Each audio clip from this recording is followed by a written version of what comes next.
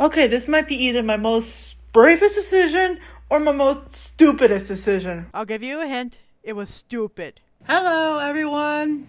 Yeah, it's been a while. Alrighty, so I'm getting on camera to talk about the LA trip we did that was more impromptu. We weren't really planning for it. It started when I was driving in Mitchell, South Dakota. We usually drive after we grab our coffees, and this is shortly after we withdrew from Mitchell Tech. Me and my sister were talking, and then I got this impromptu decision to go and visit Los Angeles. My sister literally lit up at the idea. You want to go visit Los Angeles? Yes.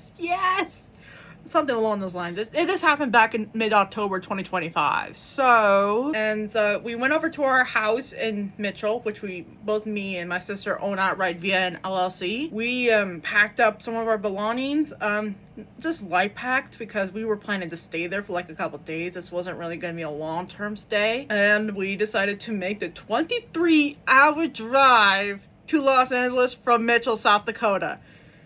And we were dedicated on the way over there. We did it in literally 2 days. Day 1, we drove literally 12 hours. Day 2, we drove about 11 hours-ish. It really summed up to about 23 hours on the road. I honestly think we should have gone by plane. It probably been a little bit more cheaper to do it that way, but we didn't think about that. We wanted to be there. One thing I noticed once we started heading out, I think this was like some sort of, we're in either Nevada or Arizona, one of the Nevada or Arizona stops, when I somehow got the instinct to check the car insurance, and our insurance card was not up to date. It was not up to date. We left in such a hurry. I forgot to actually update it. Oh shit! Now we had to be really careful on the road to not get pulled over and not get in the car wreck. So that really put a damper on things, because now I was actually in a heightened state of, making sure we don't get in a car crash, which we almost did, but thankfully we didn't do it. Thankfully we didn't. We quickly had the brutal reality that LA freeway traffic, or LA traffic in general, is intense. It's intense! I was like, oh my god, what the fuck was I thinking?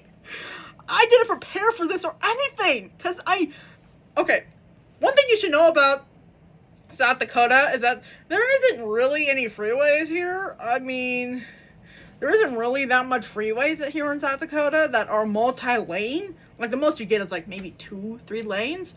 No, we're talking multi-lanes.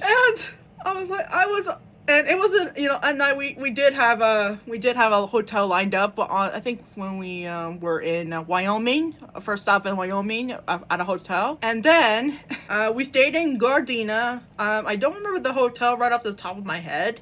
I just know it was in Gardena, California, which is one of the I think it's one of the sub-cities in Los Angeles. We stayed there for 3 days. I didn't really want to drive. I was too scared to. I did try to drive, but try to avoid the freeways as much as possible. Tried doing it during a day, and suffice to say, I was on edge the entire time. Not to mention, I'm not used to traffic like that. Rapid City, South Dakota's rush hours can be a little hectic, but it's not to this degree of Los Angeles. It was never to this degree. I don't know how big Los Angeles is compared to Rapid City. Okay, so here's what Gemini's saying on Google. Los Angeles is vastly larger than Rapid City in both population and geographic land area. Los Angeles, approximately 3.82 million people live in the city proper, with over 12.2 million in the wider metropolitan. Holy shit! And Rapid City is about almost 80,000 residents. Oh my god! 48 times larger than Rapid. Yeah, no wonder I was on edge. I quickly gave up on driving to Los Angeles. Driving around in Los Angeles, because I was just simply not used to it. I was not used to it at all. Do not tell my parents this, but we accidentally may have ended up in Compton. I don't know how bad Compton is, because in reality, because I've only heard stories from my parents. While we were driving back to the hotel, because essentially I gave up trying to drive without going on the freeway, because regardless, Siri was actually, my GPS was trying to get me to take the freeway anyway. I was like, no, I don't want to take the freeway. I don't want to take the freeway. I don't want to do it. I don't want to risk, I don't want to do it. I don't want to do it. So anyway, we did actually drive back to the hotel safely, and I kind of talked to my sister back at the room. As like, hey, do you just want to rely on Uber for this trip? And we just decided to get an Uber to go over there. Like, we did actually take some pictures on the Griffith Observatory, and it was going to be, and it was really cloudy. It was really cloudy. And so, but we did get a nice view and picture of the city, I can't say the word now, metropolis view of Los Angeles. I think it's downtown Los Angeles, if I remember right. I don't know the districts very well. 2 of us staying there, or day 3, it was raining cats and dogs. We were getting flood alerts on AccuWeather, which is my weather app by choice. AccuWeather, and yeah, and I was like, oh, yeah, I'm not going out in that. I ain't going out. So I think we spent the entire, I think it rained for the entire day. So I think we spent that day in the hotel room because we just did not want to go out. Oh, actually, no, that's not true. That's not true. We did actually try to get gas for my Subaru. And OMG, it was so hard to find 87 octane gas, which is the kind of gas my car takes. I don't feel comfortable putting anything up outside of that in my car. I think I ended up going to like 3, 4 gas stations just to get a gas. I don't know how common that is in Los Angeles. Given the city size, it might be, might have been an actual common occurrence. I don't know. Yeah, suffice to say, getting gas was kind of a bear. The gas came out to be about $40. Okay, for half a tank of gas, I should say, because I usually been going here, traveling in half a tanks, because I don't know when the next gas stop will be. Because again, I don't know the area. For half a tank of gas for my car, it would round it up to be about $40.